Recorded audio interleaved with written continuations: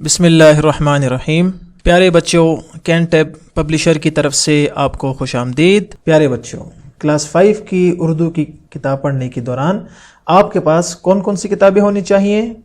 सबसे पहले आपके पास उर्दू की किताब होनी चाहिए और उसके साथ आपके पास रिसोर्स पैक, ताकि आपको मशक हल करने में कोई मुश्किल ना हो, और उसके साथ साथ आपके पास समर पैक भी होना चाहिए ताकि आप उर्दू की किताब को मज़ीद अच्छी तरह समझ सकें। तो बच्चों, आज हम दोबारा उर्दू के सबक के साथ यहाँ मौजूद हैं और आपको मैं आज ये बात फिर कहूँगा कि आपने आज का सबक ख़ास तौर पे ज़रूर सुनना है, इसलिए कि आज हम हम्द की तशरीह करेंगे और उसको एक मरतबा पढ़ेंगे।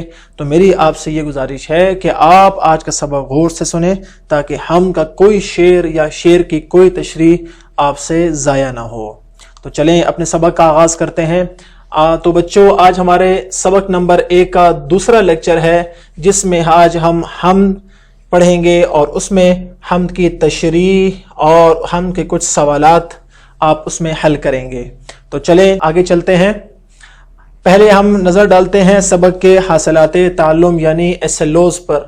आज हम कौन कौन से SLOs पढ़ेंगे? पहला SLO है शेर, नज़म पढ़कर नसर में 1-2 सतूर में तहरीर कर सके, और दूसरा SLO है जो आज हम सबक में पढ़ेंगे, इबारत को रमूज, अवकाफ और मखसूस लहजे आहंग के साथ पढ़ सके। और आज का हमारा तीसरा SLO है बच्चों, हाफजे में मौजूद नज़म और नसर पारे को अदा कर सके। हाफजे में मौजूद मतलब जो आपको ज़बानी याद हो। तो चलते हैं अपना सबक का आगाज करते हैं। बच्चों, आप अपनी किताब का सफ़ा नंबर 3 निकाल लें। सफ़ा नंबर 3। तो हम हम्द को पढ़ेंगे और उसकी तशरीह भी करेंगे। तो आपको ये हम्द नजर आ रही है और आपको मालूम होगा कि हम्द कहते हैं उस नज़म को जिसमें अल्लाह ताला की तारीफ बयान की जाए। तो बच्चों, ये जितने भी अशार आपके सामने हम पढ़ेंगे, आप देखेंगे कि इन तमाम अशार में अल्लाह ताला की हम्द यानी तारीफ बयान की गई है। लिहाजा ये पढ़ते ही खुद ब खुद आपके जहन में ये बात आ जाएगी कि ये क्या है? हम्द है। जी चले बच्चों, मैं एक एक शेर पढ़ूंगा, आपने इस शेर को मेरे साथ पढ़ना है ताकि अल्फाज की दुरुस्त अदायगी हमें आ जाए। तो चले शुरू करते हैं शेर नंबर 1 से। शेर नंबर 1 क्या है? नहीं है इब्तिदा तेरी, नहीं है इंतहा तेरी, इबादत कर रहे हैं रोज़ शब अर्ज़ो समा तेरी। यह है पहला शेर। इस शेर में शायर क्या कह रहा है कि ए अल्लाह, हम हमेशा से आपकी इबादत कर रहे हैं, और सिर्फ हम ही इबादत नहीं कर रहे बल्कि ज़मीन और आसमान, अर्ज़ का मतलब ज़मीन, समा का मतलब आसमान, तो ज़मीन और आसमान रोज़ो शब यानी दिन को और रात, शब कहते हैं रात को, रोज़ो शब ज़मीन और आसमान और इसमें मौजूद तमाम मखलूक़ात आप ही की इबादत कर रहे हैं। और पहले मिस्र में क्या? नहीं है इब्तिदा तेरी, नहीं है इंतहा तेरी, कि या अल्लाह, आपकी इब्तिदा यानी आपका आगाज और इंतहा यानी आपका इख्तिताम, यानी अल्लाह ताला इस चीज से क्या है? पाक है। और बच्चों, आपको मालूम है हमारा अकीदा क्या है कि अल्लाह ताला ज़माने से पाक है। अल्लाह ताला हमेशा से था, हमेशा है, अभी भी है और हमेशा रहेगा, और अल्लाह ताला को ज़वाल नहीं है। इसीलिए हम उसकी इबादत करते हैं। और इबादत सिर्फ हम नहीं करते बल्कि अर्ज़ और समा यानी ज़मीन और आसमान और उसमें मौजूद तमाम मखलूक़ात अल्लाह की इबादत करती हैं। अब चलते हैं दूसरे शेर की तरफ, आप सुने गौर से। तेरी तस्बीह पढ़ते हैं फलक वाले ज़मी वाले, हवा की सरसराहट में भी है हमदो सना तेरी। तो ये देखें, शेर नंबर 2 हमने पढ़ लिया। इसमें शायर ने क्या कहा कि या अल्लाह, आपकी तस्बीह यानी आपकी तारीफ कौन कौन करता है? फलक वाले। फलक से मुराद क्या है? आसमान। फलक किसे कहते हैं? आसमान, फलक वाले। और इससे मुराद क्या है? फरिश्ते। ज़मीन वाले, इससे मुराद क्या है? इंसान। हवा की सरसराहट में भी है हमदो सना तेरी। सरसराहट उस आवाज को कहते हैं जो हवा के چلنے سے ہمیں سنائی دیتی ہے۔ تو شاعر اس شعر میں کہہ رہا ہے کہ فلک والے، زمین والے اور ہوا کی آواز بھی کس کی حمد کرتی ہے؟ اللہ کی۔ کیوں؟ کہ اللہ ہی نے ان کو بنایا ہے۔ آئیں تیسرا شعر پڑھتے ہیں۔ نہیں ہے رحمت مخصوص تیری پارساؤں پر، تو رب العالمی ہے، عام ہے جود و سخا تیری۔ کتنا پیارا شعر شاعر نے لکھا ہے کہ اے اللہ، آپ کی رحمتیں جو ہیں وہ خاص نہیں ہے صرف نیک لوگوں کے لیے۔ پارسا مطلب نیک، پارسا کا مطلب کیا ہے؟ نیک۔ تو شاعر اس میں کہہ رہا ہے کہ یا اللہ، آپ کی رحمت اتنی زیادہ ہے اور اتنی عام ہے کہ وہ صرف نیک لوگوں پر نہیں ہے، بلکہ وہ ہر گناہگار اور ہر خطا کار کے لیے بھی آپ کی رحمت وہ موجود ہے۔ کیوں؟ کہ تو رب العالمین ہے، کہ یا اللہ آپ تو رب العالمین ہیں، آپ نیک لوگوں کے بھی رب ہیں، اور جو گناہگار ہیں، بدکار ہیں، خطا کار ہیں، یا اللہ آپ تو ان کے بھی رب ہیں۔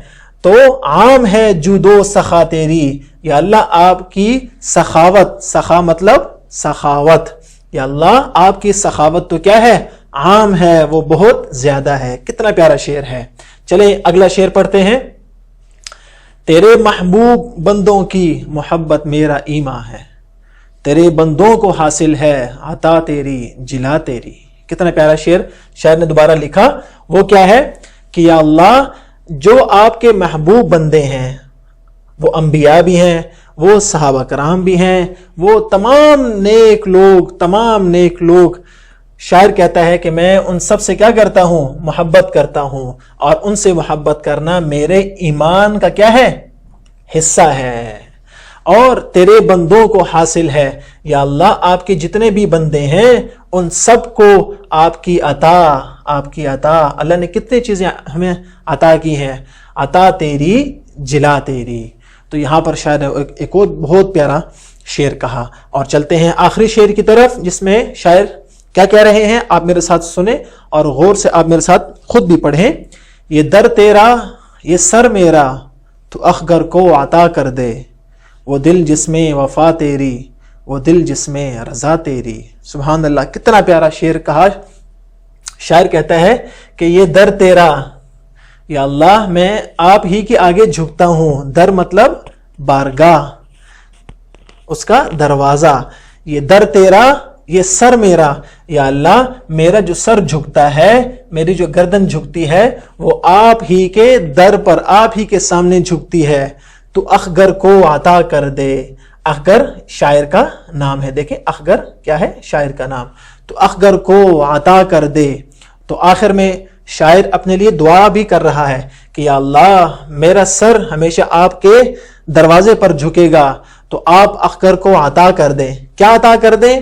وہ دل جس میں وفا تیری، وہ دل جس میں رضا تیری۔ سبحان اللہ، کہ یا اللہ ہمیں صرف اپنا بندہ بنا کے رکھ، ہم تیرے ہی وفادار رہیں، اور وہ دل جس میں رضا تیری، وفا اور رضا۔ ہمیں ایسا دل دے دے کہ جس میں تیرے حکموں پر جو راضی ہو جائے، اور ہمارا دل ہمیشہ آپ کے فیصلوں پر راضی رہے، چاہے ہم خوش ہوں یا پریشان ہوں۔ ہمیں ہمیشہ کیا کہنا چاہیے؟ جو اللہ کی مرضی، جو اللہ کی مرضی۔ ٹھیک ہے، تو بچوں یہ ہے نظم کی تشریح، اور اس میں اہم نقطے چلے ہم دیکھتے ہیں کون کون سے ہیں۔ پہلا اہم نقطہ وہ ہے کہ اللہ تعالی ہمیشہ سے ہے اور ہر زمانے میں رہے گا، اس کو زوال نہیں ہے، اور تمام مخلوقات اسی کی عبادت کر رہے ہیں۔ اگلا شعر اور اس کا اہم نقطہ کیا ہے؟ اللہ تعالیٰ کی تعریف زمین اور آسمان کی ہر چیز کرتی ہے۔ اور اگلا اہم نقطہ وہ ہے کہ اللہ تعالیٰ نے صرف نیک لوگوں کے لیے نہیں بلکہ تمام جہانوں میں اپنی رحمت اور سخاوت عام کی ہے۔ اور اگلے شعر سے ہمیں جو بات سمجھ میں آ رہی ہے وہ یہ ہے کہ ہمیں تمام مسلمانوں سے محبت ہے، اور اللہ تعالیٰ ہمیشہ اپنے ماننے والوں پر مہربانی کرتا ہے۔ اور آخر میں شاعر نے دعا کی کہ اے اللہ ہمیں اپنی عبادت اور ہمیشہ اپنا شکر ادا کرنے کی توفیق دے۔ آپ سب مل کے بولیں آمین۔ تو بچوں کتنی پیاری نظم تھی اور کتنی پیاری حمد تھی، اس میں شاعر نے اللہ تعالیٰ کی تعریف کی ہے۔ اس حمد میں کچھ مشکل الفاظ یا کچھ نئے الفاظ جن کے معنی آئیں مل کر پڑھتے ہیں جو آپ کی کتاب میں بھی موجود ہیں۔ وہ کیا ہے؟ پہلا لفظ ہے ابتدا، اس کا معنی کیا ہے؟ شروع یعنی آغاز۔ دوسرا لفظ ہے انتہا، اس کا معنی ہے حد یعنی انجام۔ تیسرا لفظ شب اور اس کا معنی ہے رات۔ ارض، اس کا معنی ہے زمین، جو میں آپ کو بتا چکا ہوں۔ اگلا لفظ ہے سما اور اس کا معنی کیا ہے؟ آسمان۔ اور اگلا لفظ ہے ثنا، اس کا معنی ہے تعریف۔ اور اگلا لفظ ہے بچوں پارسا، اس کا مطلب ہے پاک دامن، نیک، پرہیزگار۔ اور آخری لفظ ہے جود و سخا، جس کا معنی ہے بخشش اور سخاوت۔ تو ہم نے الفاظ ان کا درست تلفظ بھی سیکھ لیا اور ان کے معنی بھی سیکھ لیے۔ تو بچوں اب چلتے ہیں مشق کی طرف۔ مشق میں بچوں کتاب کا صفحہ نمبر 4 کھولیں، کتاب کا صفحہ نمبر 4۔ سوال نمبر 1 کیا ہے؟ ہر سوال کے 4 جوابات دیے گئے ہیں، ان میں صرف ایک جواب درست ہے۔ آپ درست جواب کے دائرے کو کالے یا نیلے پین سے بھریں۔ بہت آسان ہے اور یہ آپ کلاس 4 میں بھی کر چکے ہیں۔ یہ 5 سوالات آپ کے سامنے ہیں، نظر آ رہے؟ آپ نے ان سوالات کو غور سے پڑھنا ہے اور ان کے جو نیچے 4 آپشنز دیے گئے ہیں، ان 4 آپشن میں سے جو درست آپشن ہے اس کے خانے کو آپ نے بلو یا بلیک پین سے اپنی کتاب میں ہی حل کر دینا ہے۔ تو لیکن اس مشق سے پہلے آپ نے 2 چیزیں کرنی ہے۔ پہلی حمد کو پڑھنا ہے اور دوسری چیز اس کی تشریح دوبارہ سننی ہے۔ جب آپ حمد کو پڑھ لیں گے اور اس کی تشریح ایک بار سن لیں گے تو یہ تمام سوال آپ کے لیے حل کرنا کیا ہو جائے گا؟ بہت آسان ہو جائے گا۔ کریں گے نا؟ جی شاباش۔ اب آگے چلتے ہیں گھر کے کام کی طرف۔ گھر کے کام کی طرف آپ اپنی کتاب کا صفحہ نمبر 5 کھولیں۔ یہاں پر کچھ سوالات دیے گئے ہیں۔ سوال نمبر 2 کیا ہے؟ دیے گئے سوالات کے جوابات خوشخط لکھیں۔ آپ نے بچوں حمد اور اس کی تشریح جب آپ پڑھ لیں گے تو آپ کے لیے سوال کوئی مشکل نہیں ہوگا۔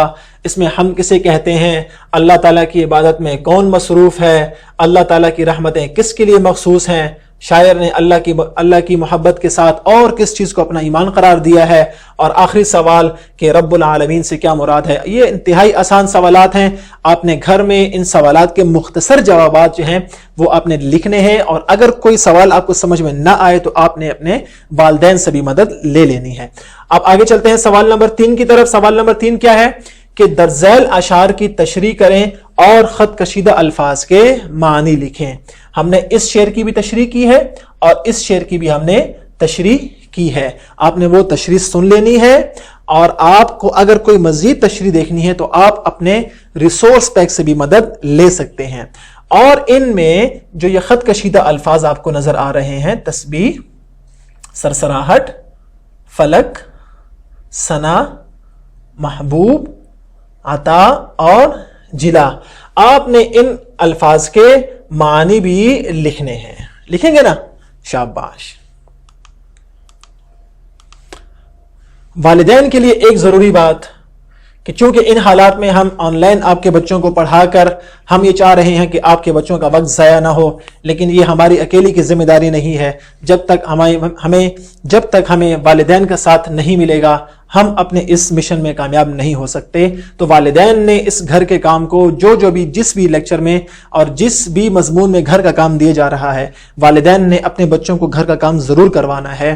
اور وہ کام کیا ہے کہ والدین کو چاہیے کہ بچوں کو نظم زبانی یاد کروائیں، ایک شعر کچھ دیر بعد ان سے سنیں، اور پہلے 3 اشعار کی تشریح ان سے پوچھنی ہے، لکھوانی نہیں ہے، ان سے پوچھنی ہے، اور والدین نے ان کے ساتھ اس حمد کی تشریح کو ڈسکس بھی کرنا ہے۔